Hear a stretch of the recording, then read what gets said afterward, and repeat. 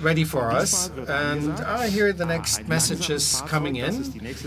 The next situation is a slow vehicle, speed slower than 60 kilometers per hour.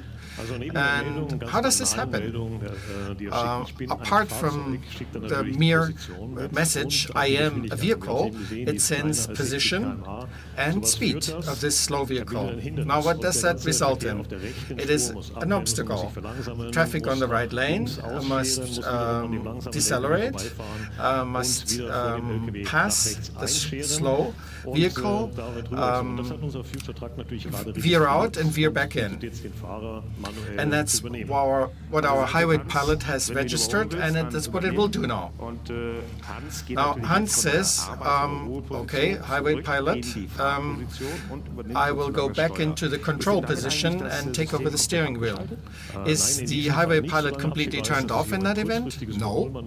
It is just a short overtaking process, and the driver can reactivate the system within no time, and highway pilot will take over control again, and no matter whether he steps on the brake, accelerates, so the driver can always override the highway pilot system, which is important. Yes, the driver can override the system at any time, as it is with all of the other assistance system, just like the cruise control in your passenger car.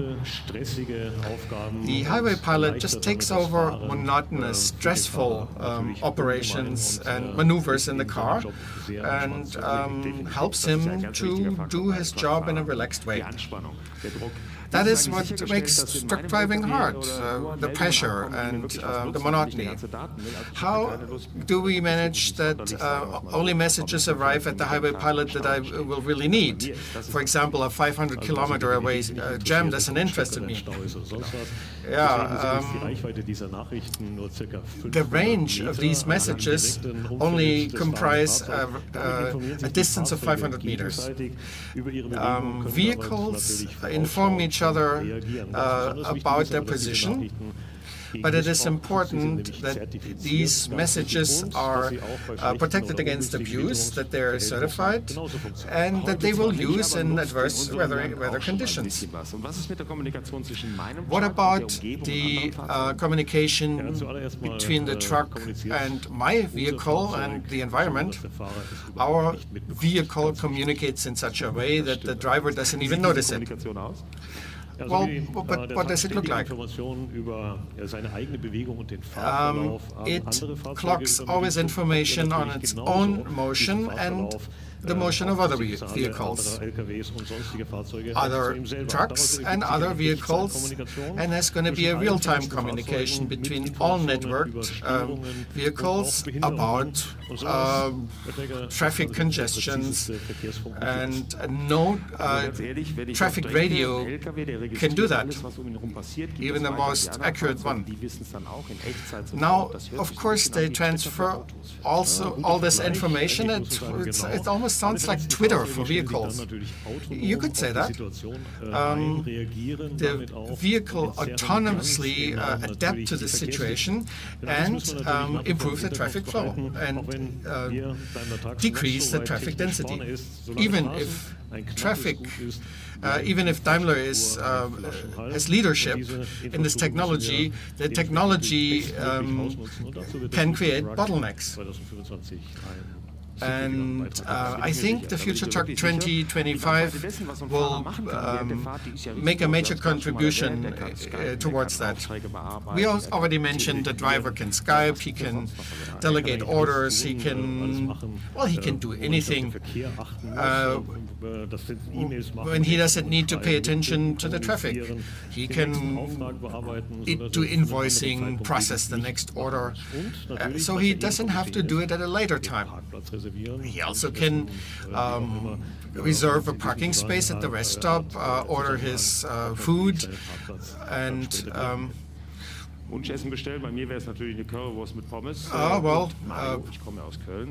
my favorite food would be a currywurst. Will the information also provide information on the best restaurant? Usually drivers, since they're on the road for quite a while, know where the best restaurants are, and if not, the colleagues will tell them. But through the internet, they could download the menu, order the food, and also reserve a shower. They're usually all crowded. I just saw that our driver just ordered a large hot dog. Now let's see what the new message is. It's a new order. It's a tour to Salzburg. Scheduling is sent a message that the driver has to pick up a cool liner, and he offers him a note to download an app. So this app is integrated in the Highway Pilot. Yes, it is. Per remote access, the driver can access to the cool liner and see if the cooling chain is observed. Temperature in a cool liner is especially important, and it must be pre-cooled. And per remote access, the driver can check that, and if the requirements are not met, and can make changes from the truck, from the cab. What other scenarios are there? We have already talked about networked services such as Fleetboard. This telematic-based internet service is the basis for the maintenance management and telediagnosis. Availability is everything for our customers. The trucks need to run, they need to be able to generate added value. Therefore, it is important that the truck is well maintained and available. If such a truck breaks down, not a Mercedes truck, it may happen, we need to have a connection to the truck and send information what spare parts need to be provided to repair the truck, and the truck can drive again. Time is money, especially for the forwarding company. Now the system is telling me the rest stop parking space is reserved. Now what happens here is shortly before the arrival at the rest stop, the calculated arrival time is displayed. The parking space number is also displayed, also with the exact coordinates, and especially for the last mile navigation, so the truck can find its parking space with an accuracy of centimeters, even at night. So the truck is guided to the parking space, the hot dog is prepared, and the shower is ready. And just think of that. If a trucker approaches a rest stop at night, it's usually chaos. Well, let's boil it down to a core message. Near-series networked assistance systems on the highest level. That translates into the autonomously driving future truck 2025. But that is also true for cost efficiency. Right.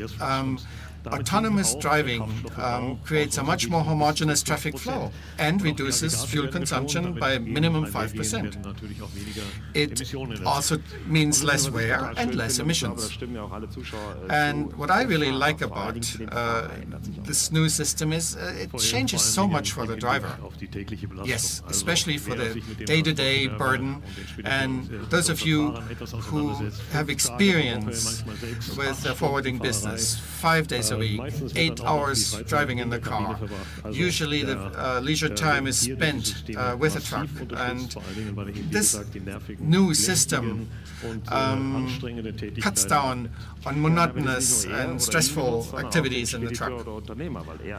But that doesn't only help the driver, but also the forwarding company, because the driver is more relaxed, is less stressed, and drives more safely. This opens up a new era.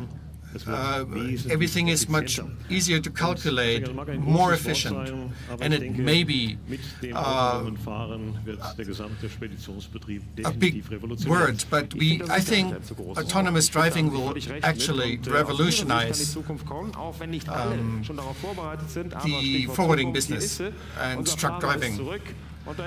Here it is, the future in long-distance haulage, Future Truck 2025. Mr. Enners, thank you very much. It was a lot of fun, a lot of information. Head of Development, Daimler Trucks, Mr. Enners. Now, I will ask Hans, how was the autonomous driving? Really relaxing and cool. I think we can tell. Wasn't it a strange feeling to not use the accelerator and the brake and the steering wheel? Only at the beginning. You get used to this new system really quickly, and you feel safe, you feel comfortable, just like at home. So I know that there's not a rest stop here, it's still under construction, but we would like you to come here, and we will change drivers, and we made sure you get your hot dog, and everyone will be happy to see you in full size.